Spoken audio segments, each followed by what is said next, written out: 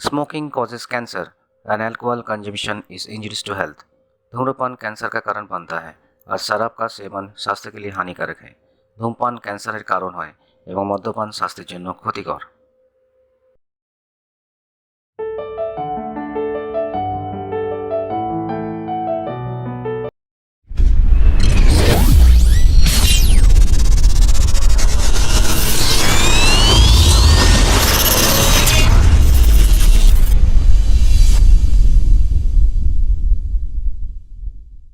নমস্কার, আসল হেলথে আপনাদের সকলকে স্বাগত। আমরা সকলেই জানি আসল health that is art and science of life, এবং আসল হেলথে আমরা হেলথের ওপরে সবচেয়ে বেশি গুরুত্ব দেব। এবং হেলথ বলতে আমাদের কিন্তু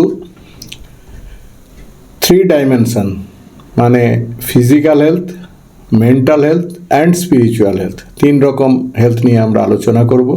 তো আমরা শুরুতে এখন ফিজিক্যাল হেলথে আছি। আপনারা সকলেই জানেন এখন আমরা মেনলি যে টপিক ডিসকাস করছি সেটা হচ্ছে হার্ট। তো হার্টের আমরা প্রিভেন্টিভ অ্যান্ড কিউরেটিভ এই দুটো অ্যাসপেক্ট আমরা আলোচনা করব। সো হার্ট হেলথে প্রিভেনশন কি হয় সেটা আমি অলরেডি আগের অনেকগুলি ভিডিওতে খুব বিশদে আলোচনা করেছি যে প্রিভেনশন কিভাবে করা যায়। আমি এটাকে একটু সাম আপ করে দিচ্ছি, যেমন হার্টের সম্পর্কে আমরা কি কি আলোচনা করেছি সেগুলো আমরা যদি একবার মনে করে নিই আমার বিভিন্ন ভিডিওতে আলাদা আলাদা করে।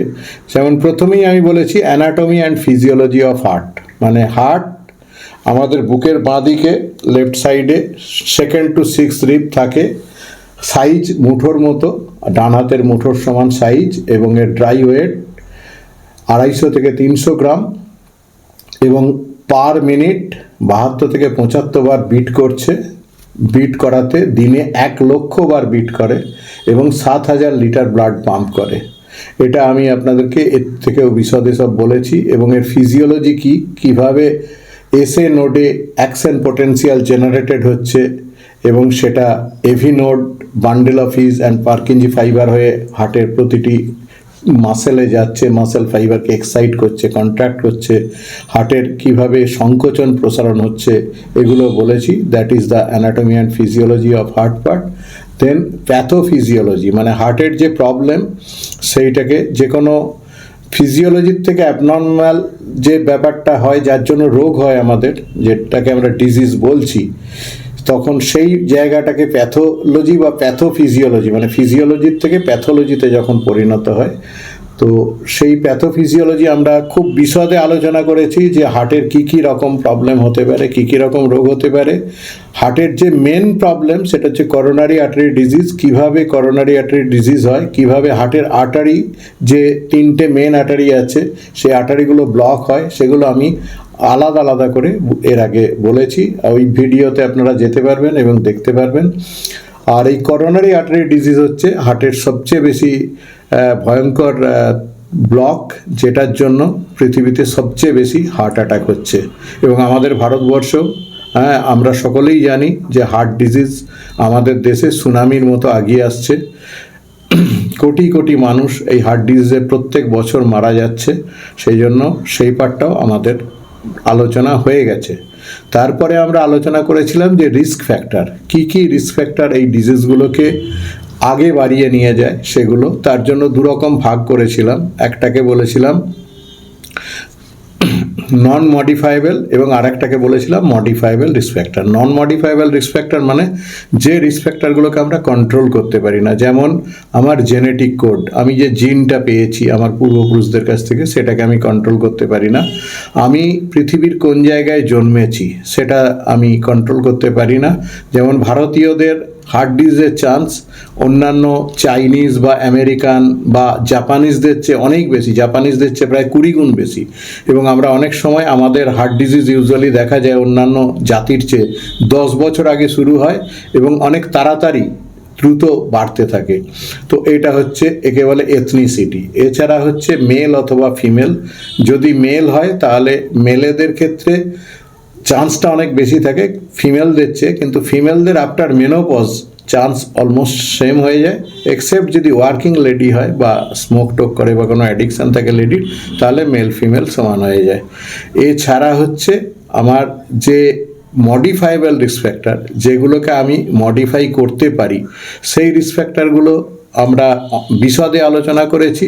তার মধ্যে প্রথমেই ছিল cholesterol and triglyceride and lipid profile, পুরোটাই। কোলেস্টেরল বেশি থাকলে কত কত থাকা উচিত আমি বলেছি, ট্রাইগ্লিসারাইড কত থাকা উচিত, এইচডিএল যেটাকে আমরা গুড কোলেস্টেরল কেন গুড কোলেস্টেরল বলছি, এলডিএল যেটাকে আমরা ব্যাড কোলেস্টেরল কেন বলছি, তাদের রেশিও কত থাকা উচিত, এগুলো সবই কি করলে তাদেরকে কন্ট্রোলে রাখা যায়, এগুলোকে আমি বিশদে আলোচনা করেছি। সুতরাং এটা, এছাড়া হচ্ছে অন্যান্য মডিফাইবেল রিস্ক ফ্যাক্টর, যেমন হাইপার টেনশন মানে উচ্চ রক্তচাপ, সেটাকে কন্ট্রোল করা যায়, আমরা চাইলেই সেটাকে কন্ট্রোলে রাখতে পারি।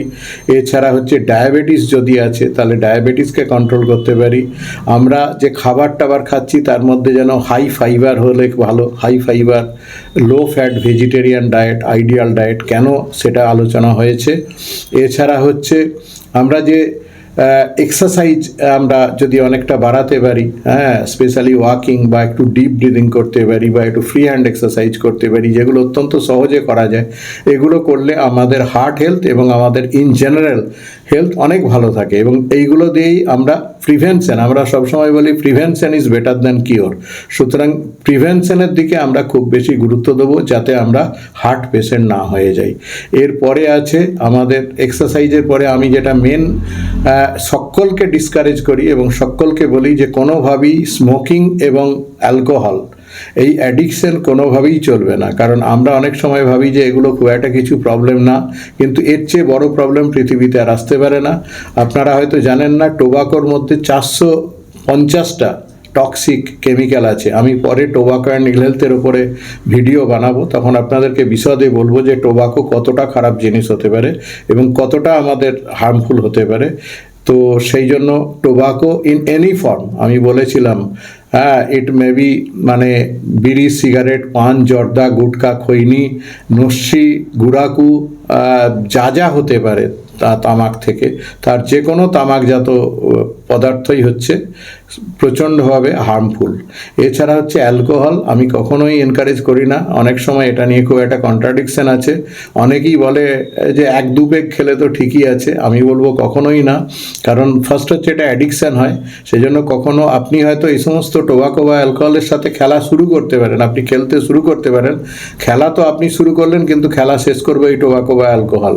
হ্যাঁ, আমরা অনেক সময় শুনি যে এখন ও আর মদ খায় না, মদ এখন ওকে খাচ্ছে। তো এই যে ব্যাপারটা, টোবাকোও সেম, আপনি শুরু করলেন এক সময়, টোবাকোই আপনাকে ফিনিশ করে দেবে।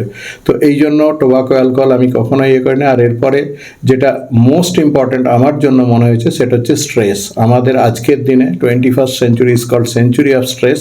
এত রকমের হারি ওরিয়েন্ট কারি আছে, এত স্ট্রেস বেশি আছে যে আমরা এর জন্যই আমাদের অনেকের হার্ট ডিজিজ, ডায়াবেটিস, হাইপারটেনশন, যা বলবেন, এই যে আমরা লাইফস্টাইল ডিসঅর্ডার বলছি, এগুলোর সঙ্গে এটা খুব ওতপ্রোতভাবে জড়িত। তো আমরা চেষ্টা করব এই স্ট্রেস ম্যানেজমেন্টকে ডিটেলসে অত্যন্ত ভালোভাবে বুঝতে এবং কিভাবে ম্যানেজ করা যায় সেটাকে ডিসকাস করব, কিন্তু আরও পরে।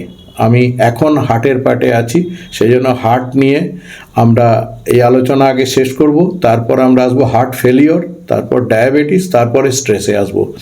সুতরাং আমরা এখন ফিজিক্যাল লেভেলে আছি, মানে ফিজিক্যাল হেলথ, এরপরে মেন্টাল হেলথ, তারপর স্পিরিচুয়াল হেলথ। তো এটা হচ্ছে আমাদের মোটামুটি কী কী ফ্যাক্টরগুলো সেটা আলোচনা করেছি। এরপরে হচ্ছে আমি খুব সুন্দরভাবে আপনাদেরকে এর আগে বলেছি অ্যানজাইনা কাকে বলে, চেস্ট পেন কী, সেটা কেন হয়, কিভাবে আমরা সেটা ডিটেক্ট করতে পারি, এবং হোয়াট ইজ হার্ট অ্যাটাক, তারপরেই আমি বুঝিয়েছি যে হার্ট অ্যাটাক কেন হয়। ওই যে আমাদের ব্লকেজ যেটা আছে, তার উপরে একটা পাতলা পর্দা থাকছে, সেই পাতলা পর্দাটা ফেটে গেলে সঙ্গে সঙ্গে ওখানে ব্লাড ক্লট এসে যায় এবং 100% ব্লকেজ হয়ে যায়, তার ডিস্টেন্ট পার্টে, হার্টের বাকি জায়গাটাতে তখন আর অক্সিজেন পাচ্ছে না, সেই জন্য সেই পার্টটা মারা যেতে পারে। সেটাকেই ইনফ্রাকশন বলে মেডিকেল টার্মে। আর আমরা অনেক সময় বলি যে এটা টিস্যুটার ডেথ হয়ে গেছে, হার্টের ওই টিস্যুর পার্টটার ডেথ হয়ে গেছে, যার জন্য হার্টের ইজেকশন ফ্র্যাকশন মানে পাম্পিং ক্যাপাসিটিও অনেক সময় কমে যায়। তো এই পুরো ব্যাপারটা হচ্ছে আমি কেন অ্যানজাইনা আর হোয়াট ইজ হার্ট অ্যাটাক এগুলোও বুঝিয়েছিলাম। আর আমরা কি কি টেস্ট করতে পারি সেই টেস্টের পার্টটাও কিন্তু আমি অলমোস্ট বিশদে বলেছিলাম যে আমরা মেনলি হার্টের 4টে টেস্ট খুব ইম্পর্ট্যান্ট। একটা হচ্ছে blood test including lipid profile, আমি সবই বলেছিলাম যে একটা কমপ্লিট ব্লাড টেস্ট করি, সুগার করি, কারোর ডায়াবেটিক পেশেন্ট হলে HbA1c করি আমরা, লিপিড প্রোফাইল, এছাড়া হচ্ছে থাইরয়েড বা TSH যে কোনো আমরা করি, এছাড়া সোডিয়াম পটাশিয়াম আমরা অনেক সময়, কারণ আমাদের বডি এবং হার্ট দাঁড়িয়ে আছে সোডিয়াম পটাশিয়ামের ব্যালেন্সের ওপর, সেই জন্য সোডিয়াম পটাশিয়াম আমরা চেক করি। Urea creatinine, kidney function, heart এবং ডায়াবেটিসের সাথে কিডনি খুব যুক্ত, সেই জন্য কিডনি ফাংশনও আমরা একটু চেক করি। আর এছাড়া হচ্ছে ইসিজি করি, ইলেকট্রিক্যাল সার্কিট হার্টের মধ্যে যেটা আছে সেটা কতটা ঠিকঠাক কাজ করছে এর জন্য ইসিজি করি। Echocardiography, heart is a pump, এই পাম্প হিসেবে তার ফাংশনাল স্ট্যাটাস বোঝার জন্য আমরা ইকোকার্ডিওগ্রাফি করি। আর সিটি করোনারি অ্যানজিও মানে সিটি স্ক্যান করে আমরা করোনারি আর্টারি যেটা আছে ওর কি স্ট্যাটাস সেটা দেখি এবং বোঝার চেষ্টা করি। তো সিটি করোনারি অ্যানজিও আমাদেরকে খুব গাইড করে করোনারি আর্টারি ব্লক বুঝতে এবং তারপর ট্রিটমেন্ট করতে। এগুলো হচ্ছে বেসিক টেস্ট। এছাড়া আমি বলেছিলাম অনেক সময় টিএমটি এখন আর খুব বেশি করা হয় না, টিএমটি করা হতে পারে, স্ট্রেস থ্যালিয়াম টেস্ট হতে পারে, এছাড়া কার্ডিয়াক এমআরআই হতে পারে, আর অন্যান্য আর যদি কোনো কোমরবিডিটি থাকে তার জন্য আদার্স আরও কিছু টেস্ট করানো যেতে পারে। তো এটা হচ্ছে বেসিক ডিটেকশন অফ হার্ট ডিজিজের জন্য যে যে টেস্টগুলো লাগবে সেটা আমরা মোটামুটি ইন জেনারেল করতে পারি। আর আমাদের মডার্ন ট্রেন্ড কি, মডার্ন কর্পোরেট হসপিটালের ট্রেন্ড হচ্ছে যদি আমাদের এই হার্ট ব্লকেজ থাকে তাহলে তারা বলে যে ইমিডিয়েট ভর্তি হয়ে যান এবং অপারেশন করতে হবে। অপারেশন মানে হচ্ছে ওরা প্রথমেই এটা অনেক সময় অ্যাঞ্জিওপ্লাস্টি, ওরা সিটি করোনারি অ্যাঞ্জিও অনেক সময় ইন্টারেস্টেড নয়, কারণ ওরা চায় পেশেন্টকে ওটিতে যদি পাওয়া যায় তাহলে আমি আগে অ্যাঞ্জিওগ্রাফি করব এবং তারপরে পারলে পেশেন্ট পার্টিকে বুঝিয়ে আমরা অ্যাঞ্জিওপ্লাস্টিটাও করে নেব। তো সেই জন্য আমরা অ্যাঞ্জিওগ্রাফি, আমরা সিটি করোনারি অ্যাঞ্জিও করি কিন্তু ওরা ইনভেসিভ করোনারি অ্যাঞ্জিও করে, that is catheter coronary angio. আর তারপর অ্যাঞ্জিওপ্লাস্টি যেটা সেটা হচ্ছে কিছু নয়, আইদার স্টেন্টিং হতে পারে, অ্যাঞ্জিওপ্লাস্টিও হতে পারে, আর অনেক সময় বাইপাস অপারেশন আপনারা জানেন, আর অনেকে খুব বাংলা করে বোঝেন এটাকে রিং পরানো, অনেক সময় স্টেন্টিংটাকে অনেকে রিং পরানো বলে বলেন।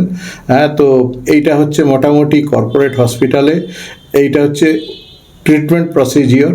কিন্তু আমি আপনাদেরকে এর আগে বলেছি বা বুঝিয়েছি যে হার্টের এই প্রবলেমের জন্য কোনো রকম কোনো অপারেশন লাগে না, অপারেশন ছাড়াই পেশেন্টরা অনেক ভালো থাকতে পারে। আমার অনেক পেশেন্টদের যে স্ট্যাটাস এখন সেটা অনেক সময় অপারেশন করা পেশেন্টদের স্ট্যাটাসের চেয়ে অনেক ভালো আছে। আপনারা পেশেন্টদের সাথেও সেটা জানতে পারবেন বা বুঝতে পারবেন, ডিসকাস করতে পারবেন। সুতরাং সেই পার্টটা আছে। আমরা খুব হ্যাপি যে আমরা এই যে ট্রিটমেন্ট নন ইনভেসিভ প্রসেসে ট্রিটমেন্টটা করছি সেটাতে আমরা খুব সাকসেসফুল। তো এরপর সেই জন্য আমরা কি করছি, আমাদের ট্রিটমেন্ট প্রসিজিওরটা কি, আমাদের ট্রিটমেন্ট প্রসিজিওরটাকে আমরা বলছি যে যে কারণে হার্টের ব্লকেজ হচ্ছে, যে যে কারণ, সেই কারণগুলোকে যদি আমরা কন্ট্রোল বা রিভার্স করতে পারি তাহলে এটাকে প্রসেসটাকে বলা হবে রিভার্সাল অফ হার্ট ডিজিজ। যেমন আমি প্রথমেই আপনাদেরকে বলেছি যে এর অনেকগুলো মডিফাইবেল যে কজগুলো সেটাকে আমরা মডিফাই করতে পারি এবং এইগুলোকে এই জন্য হার্টের এই ডিজিজকে বলা হচ্ছে লাইফস্টাইল ডিসঅর্ডার।